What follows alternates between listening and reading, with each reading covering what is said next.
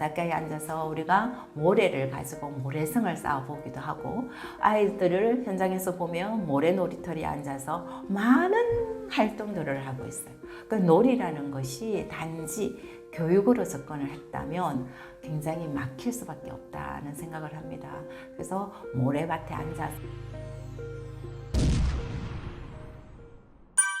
자기소개 부탁드립니다. 네, 안녕하세요.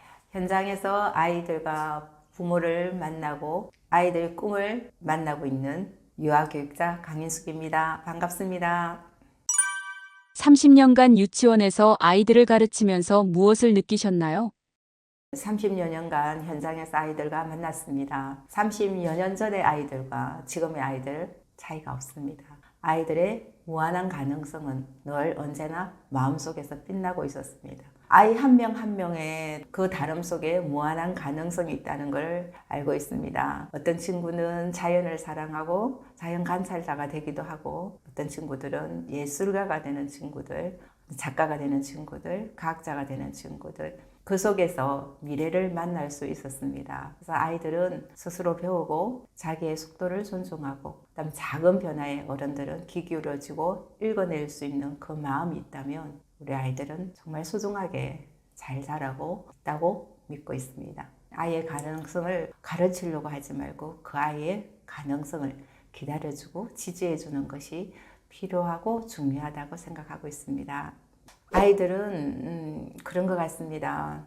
아이 셋을 키워보고 현장에서 지내보지만 아이들이 자기의 마음을, 자기 눈빛을 바라보고 거기에 지지해주고 반응해주는 부분을 제일 따뜻하게 느끼고 자기 마음을 표현할 수 있는 것 같습니다. 그래서 부모님들도 그런 것 같아요. 어떤 지시적인 것보다 이 아이가 원하는 것이 무엇인지를 먼저 발견하는 것이 부모님의 가장 따뜻한 자세가 아닐까 하는 생각을 해봅니다.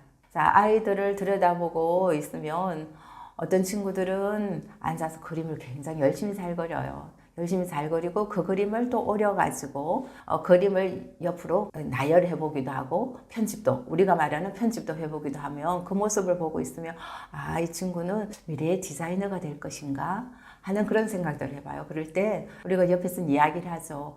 와, 이 그림 너무 멋지다. 너무 디자인이 너무 멋지게 되어 있어. 어떻게 이런 생각을 해봤을까? 대단한 생각이야. 라고 건네줄 수 있는 그런 마음, 그것이 아이의 가능성을 믿고 이야기해 줄 수 있지 않나 하는 그런 생각이 듭니다. 대한민국의 저출산 문제, 피부로 느껴지시나요? 저출산은 누수나 통계에서 나오는 체감보다는 현장에서는 정말 더 많이 매일매일 체감하는 한 부분입니다. 아이들의 수는 분명히 줄었습니다. 줄었지만 그에 준하는 책임감은 더 커진 것으로 느껴집니다. 하나의 하나가 다 소중하고 특별하기 때문에 부모님들도 마찬가지로 아이들이 더 안전하게, 더 소중하게 성장할 수 있는 그런 곳을 찾고 있는 것이 지금 현실입니다. 유치원에서도 마찬가지입니다. 아이들 각 다른 개성과 특성들을 잘 살려줄 수 있는 그런 교육, 그 교육이 21세기의 교육이기도 하고 앞으로의 AI 시대에 우리가 추구해야 되는 그런 과정이 아닐까. 창의성 문제든지 마음의 문제든지 관계의 문제든지 이런 부분들을 더 살펴주고 아이들의 가능성을 더 밀어주고 더 발전시키고자 하는 부분이 유치원 교육의 현장입니다. 그래서 저출산 시대에 아이 한 명 한 명이 더 소중하다는 것이 그런 이유입니다. 지금은 시설이 더 화려하거나 더 좋거나 이런 부분들도 중요하긴 하지만 그 부분보다 그 안에 어떤 관계가 아이들 마음을 어떻게 지지해 줄 수 있느냐, 더 따뜻하느냐, 더 안전한 곳이냐 이런 부분이 더 중요시 되는 부분인 것 같습니다. 아이들은 천천히 배운다는 말의 의미는 무엇인가요? 우리가 생각할 땐 그런 생각이 듭니다. 천천히 배운다라는 것을 뒤처진다고 생각하면 안 될 것 같습니다. 뒤처진다고 생각할 경우에는 아이나 부모 스트레스가 있을 수밖에 없겠죠. 그래서 지금 늦어진다는 것은, 늦춰진다는 것은 아이가 그만큼 경험이 하고 있다고 생각하시고 그 아이의 마음이 더 단단해지고 있다는 것으로 알고 있으면 좋을 것 같습니다. 결국 우리가 기다림이라는 것은 흔들리지 않는 그 마음이라고 봅니다. 아이를 지지해 준다는 그 마음을 지키고 있고 부모님이 그 부분을 지지해 준다면 누구보다도 더 긍정적이고 자신 있게 성장할 수 있을 것이라고 믿습니다. 현장에서 보면 기다려주지 못하는 부모님들의 불안이 아닐까 하는 생각이 듭니다. 그 불안 때문에 아이를 비교하는 부분이 될 것이라고 봐요. 그러면 불안해지고 아이에게 초조해지고 비교 대상이 되다 보면 아이에게 부정적인 언어가 사용되기도 하고 그러다 보면 아이에게는 자존감이라는 것이 낮아질 수밖에 없지 않을까 하는 생각이 듭니다. 그래서 단지 우리가 할 수 있는 것은 내 아이를 정확하게 알고 있는 것, 들여다볼 수 있는 것, 아이가 그 부분을 무엇을 요구하고 있는지를 알고 여러 가지 다양한 경험들을 해줄 수 있다면 그 아이의 내면은 더 단단해지고 더 많이 연결할 수 있는 힘이 생길 것이라고 믿습니다. 부모인 우리가 할 수 있는 건 아이의 속도를 기다려주자는 겁니다. 우리가 개인차가 있다는 이야기를 다 부모님들 알고 계실 겁니다. 태어난 날이 다르듯이 아이들 경험이 다릅니다. 그 경험에 따라 경험의 누적치가 달라지고 성취가 달라지고 성장이 달라진다고 봅니다. 그래서 우리는 기다려주는 것이 아이의 힘을 키우는 방법이라고 생각합니다. 기다려준다는 것이 아이가 그냥 하는 대로 아이 가는 길대로 그냥 두고 보면 되지 않을까. 어찌하면 방치가 될 수 있는 방임이 될 수가 있는데 그렇지는 않습니다. 아이를 들여다보고 아이가 필요한 것이 무엇인지를 알려고 하면 그 아이에 대해서 정확하게 판단하고 알 수 있는 부분이 부모님 마음입니다. 그래서 다양한 경험을 할 수 있는 환경을 만들어 주셔야 된다는 이야기 부분입니다. 그래서 내 아이가 지금 이거 싫어, 이거 하기 싫어, 나 안 할래, 그만할래 라는 이야기는 이 아이가 어떤 부분 힘들어하는지 어떤 부분을 원하는 부분인지를 표현을 못하지만 그 부분을 부모님께 말씀을 드리고 있다고 생각하고 있습니다. 아이들이 천천히 배운다는 그 부분 이제 유치원 현장에서 봤을 때 이런 재밌는 일화를 한번 소개해 드릴까 합니다. 만 5세 같은 경우에는 아이들이 이제 신체 협응력 부분, 발달 부분들 성장을 하기 위한 부분들이기에 줄넘기 활동들을 많이 이어지고 있습니다. 줄넘기 하는 친구들 개인차가 있고 개별화가 다 있기 때문에 어떤 친구들 굉장히 잘 넘어요. 굉장히 20개, 30개까지 다 넘고 하지만 어떤 친구는 하루 이틀을 연습을 하고 3일을 연습을 해도 하나를 잘 넘지를 못하는 친구가 있습니다. 그 친구를 이렇게 지켜보니 아이가 굉장히 열심히 연습을 하는 거예요. 하나를 넘어보고 하나를 두 발 모아 뛰기가 안 되니 한 발자국 두 발자국 뛰더니 친구들이 옆에서 도와주는 거예요. 자, 이렇게 하면 넘을 수 있어. 발을 뒤로 해봐. 두 발을 이렇게 뛰어봐 라고 하는데 결국 넘게 되었죠. 넘게 되었는데 그 친구가 시를 이렇게 썼어요. 줄넘기야 고마워. 난 너 덕분에 넘을 수 있었어. 정말 줄넘기야 고마워. 저는 그 동시를 보고 좀 울컥했다는 그런 감정이 들었습니다. 그래서 단지 조금 빠르고 이 부분을 우리가 주목할 것이 아니라 조금 천천히 가더라도 그걸 해낼 수 있는 힘을, 그 성취를 키워주는 것이 우리가 필요한 교육이 아닐까 하는 생각이 듭니다. 예민한 아이들은 정말 영재인가요? 정말 둔감보다는 예민한 부분이 맞습니다. 그래서 우리가 예민한 아이거나 섬세한 아이들은 사실은 부모가 양육하기 굉장히 어려워하는 부분도 사실은 맞는 부분들이고요. 그래서 영재라는 것이 타고나는 영재가 있을 수 있습니다. 그렇지만 학습된 영재가 어쩌면 더 많이 차지하지 않을까. 하지만 환경을 흡수하는 능력은 사실은 예민하고 섬세한 아이들이 훨씬 더 환경을 흡수하는 능력은 뛰어나다고 현장에서는 보고 있습니다. 아이에게 가장 큰 영향을 미치는 사람은 누구인가요?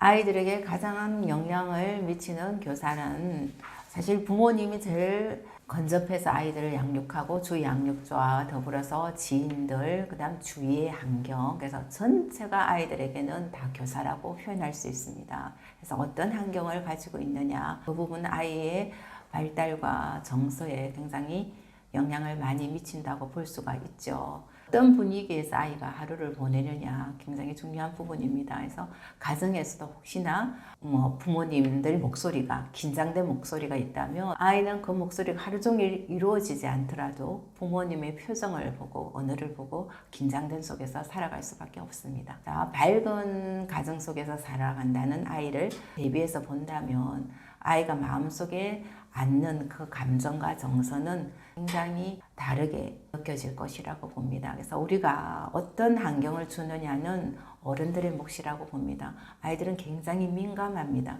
민감해서 어른들이 느끼지 못하는 부분까지 아이들은 학습을 하고 무의식 중에 내려앉는 마음을 볼 수가 있습니다. 그래서 우리는 전체적으로 봤을 때 환경이라는 것은 사회적인 환경과 가정적인 환경 모든 것이 물리적 환경도 마찬가지로 굉장히 중요하지만 어릴수록 정서적인 환경이 아이들에게는 큰 영향을 미치고 있다는 부분을 알 수가 있습니다. 그래서 물리적 환경과 더불어서 언어 환경에서도 굉장히 중요한 요소를 아이들에게 영향을 미치고 있죠. 그래서 세상을 바라보는 환경을 긍정적으로 볼 수 있게 해줄 수 있는 것은 어른들의 모든 환경이라고 봅니다. 강남 8학군의 환경은 좋은 환경인가요? 자, 그러면 정말 중요한 질문입니다. 그래서 어떤 비싼 환경? 이렇게 표현해도 되는지는 모르겠지만 저 어쩜 보면 그 부분이 좋은 환경이라고도 볼 수가 있습니다. 그 좋은 환경과 더불어서 아이에게 정서 환경까지 더해진다면 아이에게 성장의 발판은 굉장히 중요한 요소가 미쳐진다고 생각합니다. 그래서 그러면 시골에서는 그 영향이 되지를 않나요? 라고 질문이 될 수도 있지 않습니까? 마찬가지입니다. 그래서 어릴수록 정서지능이 굉장히 중요하고 그렇지만 우리가 강가에 앉아서 바닷가에 앉아서 우리는 그냥 놀지를 않았거든요. 바닷가에 앉아서 우리가 모래를 가지고 모래성을 쌓아보기도 하고 아이들을 현장에서 보면 모래놀이터에 앉아서 많은 활동들을 하고 있어요. 그 놀이라는 것이 단지 교육으로 접근을 했다면 굉장히 막힐 수밖에 없다는 생각을 합니다. 그래서 모래밭에 앉아서 아이들이 터널을 만들고 어떻게 터널이 만들어지는 것을 관계를 연결을 해보고 아이들하고 관계에서도 마찬가지고 이 부분이 실패가 되었을 경우에도 어떻게 하면 이것을 실패가 아닌 다시 성공을 성취할 수 있는 경험으로 만들어 가니 유치원 어린 시기일수록 어떤 물리적인 환경에 책상에 앉아서 하는 그런 교육 활동보다는 놀이로서 연결되는 관계적인 부분, 그 다음에 좌절에 대한 경험도 할 수도 있고 좌절을 통해서 아이들의 실패를 통해서 그걸 성취할 수 있는 부분들, 성취할 수 있는 그 부분이 성공의 경험으로 연결하다 보면 학습의 어떤 몰입으로 연결될 수 있다는 부분을 알 수가 있었습니다. 유아기 아이들의 거짓말은 어른과 무엇이 다를까요? 어른들의 거짓말은 목적이 있습니다. 자기 부분을 어찌 보면은 계산된 선택이라고 볼 수가 있는 부분이죠. 하지만 유아기 아이들은 그 거짓말이라는 것이 상상과 현실의 경계에서 나타나는 한 부분이라고 볼 수가 있습니다. 엄마에게 좀 더 잘 보이고 싶고 또 친구에게 좀 더 잘 보이고 싶고 친구한테 좀 인정을 받고 싶고 그런 부분에서 아이들은 우리가 그냥 표현하는 말로 거짓말을 하기도 합니다. 그래서 어릴 때는 우리가 인지 발달 이후에 도덕성이 발달이 된다고 이야기를 합니다. 내 것과 내 것을 구별할 수 있는 부분은 어릴 때부터 점차적으로 지도하고 가르쳐 주는 것이 훨씬 더 필요하다. 그래서 이 거짓말이라는 것이 하나가 작은 부분이 계속 성장을 하다 보면 시간이 지나다 보면 더 굳어질 수 있는 고착화될 수 있는 부분이 있기 때문에 어릴 때 그런 부분들 하나하나씩 어머님들이 이야기해 주시고 그다음에 어떤 부분이 나타납니다. 유치원 같은 경우에도 아이들이 이쁘면 그냥 갖고 싶은 거예요. 호기심이 있어서 그냥 갖고 싶은 거예요. 그러면 호주머니 속에 그게 들어갑니다. 들어가면 어머님들이 전화를 주셔요. 이런 부분을 집에서 가지고 왔습니다. 어떻게 하면 좋을까요? 라고 말씀들을 하시는데 그럴 때는 아이하고 이야기를 한번 나눠보세요. 왜 이걸 가지고 왔는지. 그러면 아이가 갖고 싶었다고 이야기할 수도 있고 그럼 선생님한테 말씀을 드리지 그랬어. 그러면 그 부분까지 아이들은 생각을 못합니다. 그 규칙이 아직까지 발달되기가 어렵습니다. 그래서 조절 힘이 지금 발달하는 시기이기 때문에 그 부분을 어머님들이 부모님들이 말씀을 해주시면 되는 겁니다. 잘못된 것에 대해서 지적만 하고 야단을 치는 것이 아니라 아이가 그랬을 경우는 상처가 되는 부분이 있기 때문에 이 부분은 왜라는 이야기를 아이의 마음을 읽어내려고 노력하시고 그랬을 때는 스스로가 그 부분을 다시 제자리에 돌려놓을 수 있도록 해주시는 것이 정말 이 교육이 필요하지 않을까 하는 부분입니다. 아이가 거짓말을 할 때 해선 안 되는 행동이 있나요? 이런 부분들을 사용할 수가 있습니다. 요즘은 그렇지는 않겠지만 너 이럴 때는 도둑놈 돼, 경찰서에 가야 돼 라는 아이들 이거는 협박입니다. 공포심을 줄 수 있는 부분입니다. 만약에 다음에 또 이런 일이 있을 수 있을 때는 부모님에게 말씀하기 굉장히 어렵겠죠. 그렇지 않고 아이에게는 그런 말은 삼가해 주시고 이렇게 다시 제자리에 돌려줄 수 있는 힘을 키워주는 것이 사실 필요합니다. 아이들 힘듭니다. 가서 이거 내가 이렇게 했어.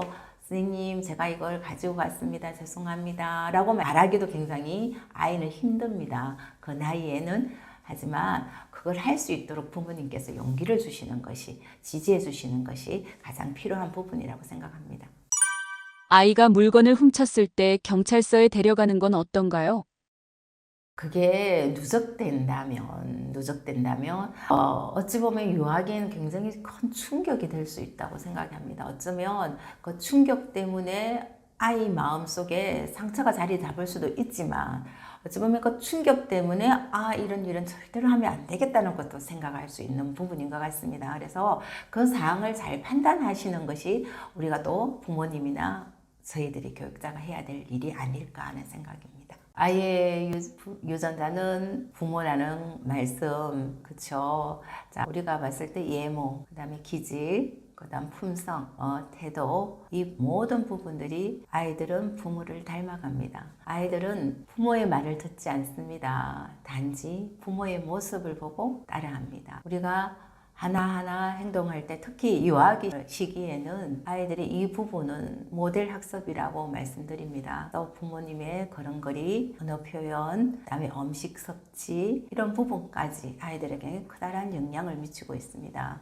프로이드가 이야기하기를 주위의 환경이 아이의 성격 형성에 굉장히 영향을 미친다는 말씀이 그 부분과 같이 맥락을 같이 한다고 봅니다. 우리가 아이를 바꾸고 싶을 때는 부모님이 바꿔야 되는 상황입니다. 제가 아이 셋을 키우다 한 부분을 말씀을 드리면 큰아이가 굉장히 예민했습니다. 예민해서 되게 섬세하고 예민하기에 사실 제가 아이한테 화를 좀 많이 내었습니다. 유아 교육자이긴 하지만 부모인 마음이었습니다. 그런데 저를 들여다봤습니다. 제가 들여다보니 제가 마음이 급했던 부분이 많고 나의 기준이 있었습니다. 나의 기준이 있다 보니 아이를 다그칠 때도 있었고 근데 그 말 속에 저의 말이 그대로 녹아 있었던 거예요. 엄마 짜증나. 이 말은 아이에게 물었습니다.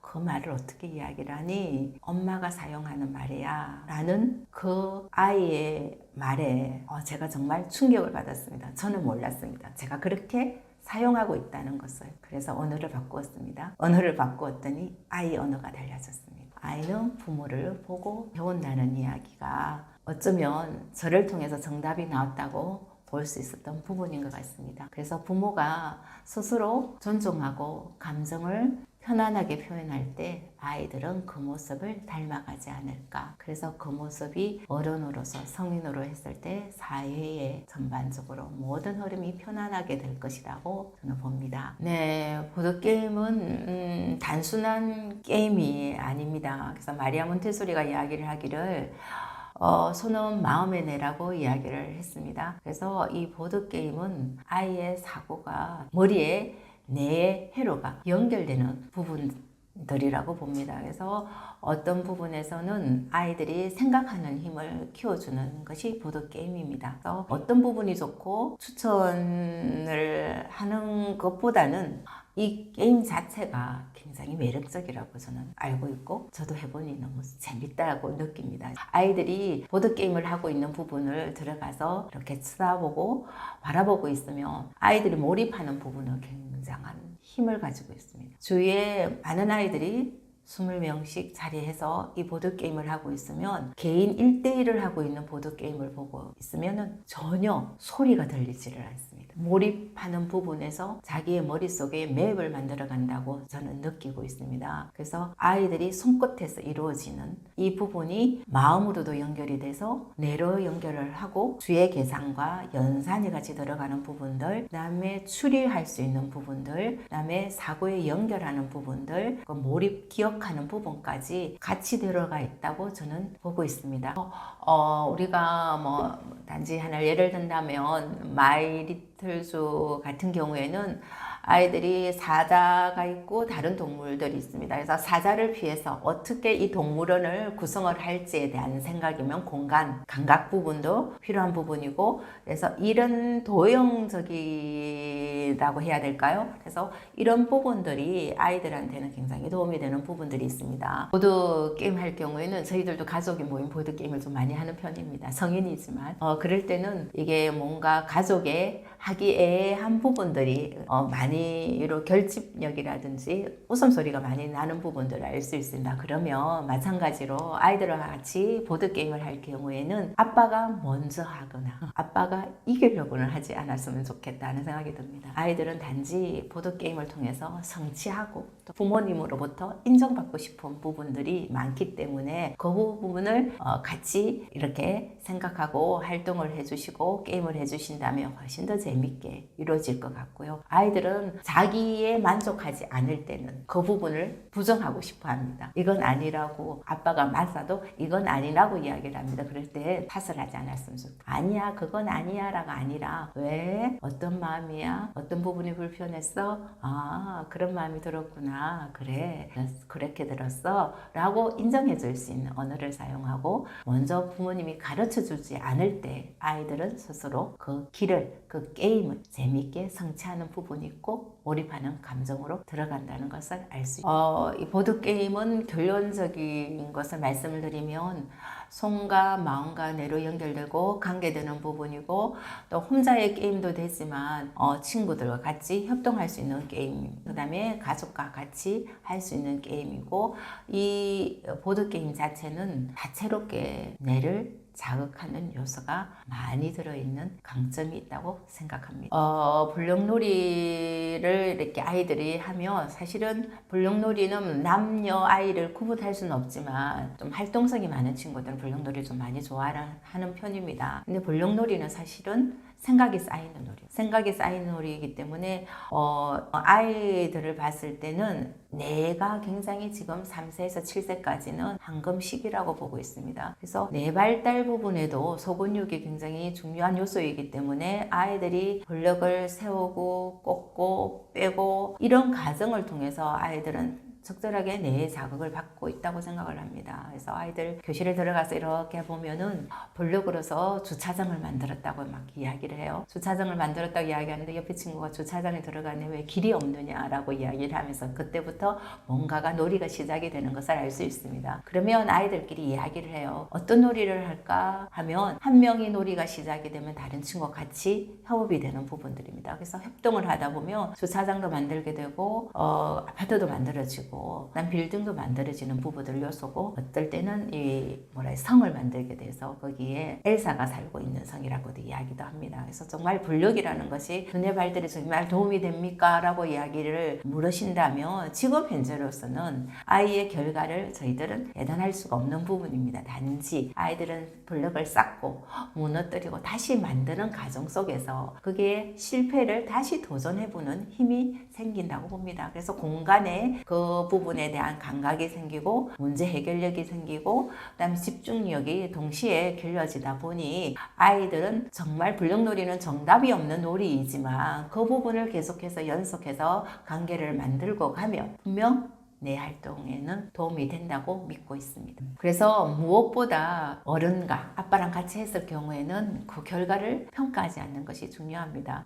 이게 뭐야? 그런 것이 아니라, 야, 어떻게 이런 생각을 다 했어? 야, 이렇게 어떻게 하면 도와줄 수 있지? 그럴 때 지켜보면서 수임새까지 넣어주신다면 훨씬 더 좋은 재밌는 결과가 있지 않을까 하는 생각을 해봅니다. 아이가 블록놀이를 잘할 수 있는 방법은 환경을 만들어주는 부분이 1순위입니다. 좁은 공간에서 블록놀이를 갖고 놀 수는 있습니다만 아이들이 조금 더 넓은 공간에서 매트가 깔린 곳에서 블록놀이를 하면 아빠, 엄마는 지켜볼 수가 있겠죠. 그래서 엄마의 손이 먼저, 아빠의 손이 먼저가 아니라 아이의 손이 먼저 갈 수 있도록 도와주시는 것이 가장 좋고, 아이의 생각을 읽어가는 것이 중요하다고 생각합니다. 아이가 무엇을 만들고 있는지를 묻는 것보다는 아이가 만들어 갔을 때 그냥 이것이 뭐야? 라고 물었을 때는 아이들은 신나게 말할 수 있어요. 엄마, 나 이거 자동차 만들었어. 엄마, 이거 소방차. 아니, 난 이거 헬기 만들었어. 라고 이야기하고, 헬기 만들어서 어떻게? 그럼 나 이거 가지고 뛰어볼 수 있는 거야. 아이들 꿈은 여기에서 만들어진다고 봅니다. 아이들은 내가 할 거야, 내가 이거 해볼 거야 하는 것이 어릴 때 많을수록 아이의 꿈은 더 많은 것으로 상상하고 꿈을 만들 수가 있지 않을까 하는 생각입니다. 그럴 때 어머님들이, 부모님들이 옆에서 야, 정말 멋지다. 다음에 뭘 할 거야? 이 다음에 어떻게 연결할 건데? 블럭이 무너졌을 때는 아이와 같이 단성도 같이 질러주는 것도 좋습니다. 야, 이거 무너졌어. 어떻게 하지? 하면 아이들은 거기에서 답을 이야기하면 다시 만들면 되지. 다시 이번에는 다리를 만들어 볼까 해. 그럴 때는 엄마가 어떤 다리 만들고 싶어? 그럼 아이는 분명히 이야기할 거예요. 유치원에서 배웠던 나는 오작교를 만들고 싶어 라고 하면 어머니는 지켜봐 주시면 되는 거예요. 그래서 그 부분을 보고 옆에서 감탄해 주시고, 또 뭔가 필요한 건 없을까? 라고 했을 때 아이가 괜찮아 엄마 했으면 그대로 아이와 같이 호흡을 맞춰주시는 것이 필요하다고 생각이 듭니다. 그럴 땐 간식 하나 더 챙겨다 주시면 더 좋겠죠. 아이가 잘 놀고 있는지 확인하는 방법은 놀이의 집중도입니다.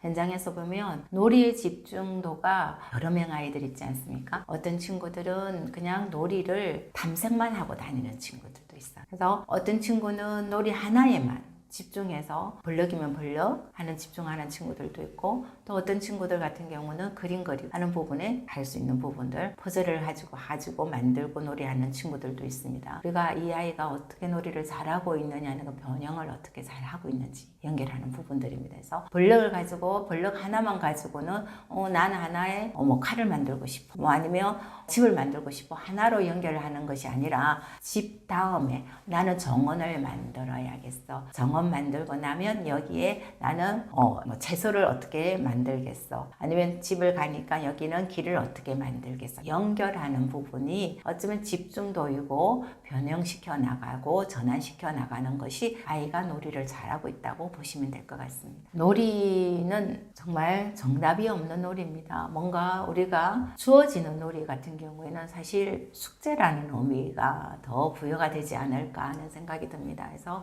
아이들은 놀이를 통해서 의사소통을 하고 있는 부분입니다. 우리가 전체적인 부분들을 살펴봤을 때는 유치원에서는 1시간에서 2시간 동안 놀이를 강조를 굉장히 많이 합니다. 놀이를 강조를 하는 이유는 아이들이 자기 감정 표현이 아직까지 어른처럼 명확하지를 못합니다. 그래서 바깥 놀이를 하거나 교실에서도 놀이, 마찬가지로 자연을 보면서 아이들은 자연에 대한 아름다움을 감상할 수 있는 심미감이 발달할 수 있는 부분들이고, 그 다음에 언어에서는 의사소통을, 말을 통해서 의사소통을 함으로써 소통 능력이, 언어가 발달이 되는 부분들이고, 그 다음에 자연을 관찰하면서 탐구심이 발달하는 부분들입니다. 그러니까 친구 관계에서 친구를 이야기를 하고 친구와 만나고 그러면서 사회 관계성이 자라는 부분들이기 때문에 놀이는 정말 빠질 수 없는 부분들입니다. 아이들에겐 산소와 같은 부분이라고 볼 수가 있죠. 그래서 놀이하는 아이들을 바라보고 있으면 모든 세상을 지금부터 연습이라기보다는 아이들하고 같이 관계 맺는 법, 그 다음에 기다리는 법, 그 다음에 양보하는 이런 부분들이 놀이 속에 다 함축되어 있다고 보시면 될 것 같습니다. 네, 놀이는 여전히 직접 만지고 움직이고 관계 맺는 법을 배워가는 경험입니다. 그래서 무엇을 보는 것도 중요하지만 무엇을 직접 해보는 것이 정말 중요한, 어쩌면 스마트한 시대에는 중요한 요소인 것 같습니다. 예전이나 지금이나 중요한 것은 직접 해보는 경험이라고 생각을 합니다. 제가 노력을 현장에서 한다고 하면 아이들 동원을 맞이할 때 저는 제가 직접 아이 동원을 맞이하고 있습니다. 아이들 하나의 변화를, 아이가 만약에 신발을 하나 새로 샀다. 그럼 그 부분을 얼마나 자랑하고 싶은 마음이 있지 않을까요? 그럴 때는 그거를 좀 알아주는 마음, 머리를 정돈을 하고 들어왔을 때는 그 부분을 알아챌 수 있는 그 마음이 처음 시작이라고 봅니다. 그래서 따뜻하게 유치원에 들어왔을 때 아이들은 환영받는다는 그 기분, 그 감정을 들어오면 유치원 생활을, 하루를 보내는 것이 따뜻하게, 편안하게, 안전하게 보낼 수 있다는 것이 저의 첫 번째 철학이기도 하고, 다음 두 번째로 보면 환경입니다. 그래서 앞에도 말씀드렸던 부분처럼 환경이 중요한 부분들, 아이들이, 교사들이 아이들을 맞는 태도, 아이들에게 이야기 나누는 부분들, 그 다음에 물리적인 환경, 그다음 자연적인 환경이 굉장히 중요하다고 저는 생각하고 있기 때문에 아이들이 정원으로 나와서 풀을 뜯어서 요리 활동도 같이 연결해보고, 각 정원에 있는 나무 가지를 주어서 아이들이 총이 되어보기도 하고 칼이 되어보기도 하고, 그 다음에 요술 지팡이 되어보기도 하는 그런 환경 속에서 아이들이 자연스럽게 심미적인 부분들, 그 다음에 따뜻한 배려를 가지는 그런 부분들이 자리할 수 있도록 늘 신경을 쓰고 있습니다. 그렇게 관계를 맺고 아이들 같이 어울려서 뛰어놀다 보면, 지금 이 시기에는 신체 운동 지각, 그 다음에 감정 지각, 그다음에 사회성, 이런 부분들이 발달하는 중요한 시기이기에 그 부분들이 아이들 마음속에 기쁨으로 자리하고 많은 추억들이 기억이 되어서 어른이 되고 성인이 되었을 때 그 한켠으로 꺼내볼 수 있는 그런 환경이 되고 싶은 것이 저의 교육의 하나의 가장 큰 밑바탕입니다. 잘 놀 줄 아는 아이는 자기 삶을 만들어 간다고 봅니다. 놀이에서 보면은 아이들은 무엇을 해야 될지 스스로 선택합니다. 그래서 주도적인 성향들이 많이 나타납니다. 놀이 속에서 선택하고 그 선택에서 실패하고 다시 경험해보는 그 경험 안에서 자기 조절력이 발달할 수 있고, 자기의 어떤 실패에서 아이들은 회복 탄력성이 쌓인다고 생각이 듭니다. 그래서 우리가 세상에 나가면 유치원에서도 마찬가지입니다. 아이들과의 관계에서도 사실은 편한 부분은 있지는 않습니다. 아이들 좌절도 경험하게 되고, 그 다음에 협동을 통해서 아이들이 만들어가는 과정들이 있기 때문에 타인의 마음을 살피고 그 관계 속에 자신을 표현하는데 어색하지 않은 아이들입니다. 그래서 자기 삶을 만들어가는 것에 주도적인 아이가 되지 않을까 하는 생각을 해봅니다. 정말 저도 아이를 셋을 키우고 성장을 시키고 있지만 지금 부모로서 저도 굉장히 어렵습니다. 아이를 키운다는 건 자신과의 불안을 극복한다고 봅니다. 그래서 아이에 대한 부분들을 믿어주는 것만큼 아이가 내일을 살아가는 큰 힘이 될 것이라고 저는 보고 있습니다. 지금 어머님들이 하시는, 부모님이 하시는 그 교육이, 그 환경이, 그 훈육이 아이에게는 정말 큰 밑거름이자 큰 예쁜 또 하나의 씨앗이 아닐까 하는 생각을 해봅니다. 지금은 우리가 알 수가 없습니다. 아이들의 미래를 단지 예측해 볼 수 있는 부분이고, 우리가 아이들의 믿음을 가지고 지켜봐 주는 부분입니다. 부모님이 따뜻한 표정, 따뜻한 말, 그 다음에 올바른 방향성만 가지고 계신다면 우리는 아이를 믿고 기다리고 있으며 아이들은 아이의 삶대로 분명히 피어날 것이라고 믿고 있습니다.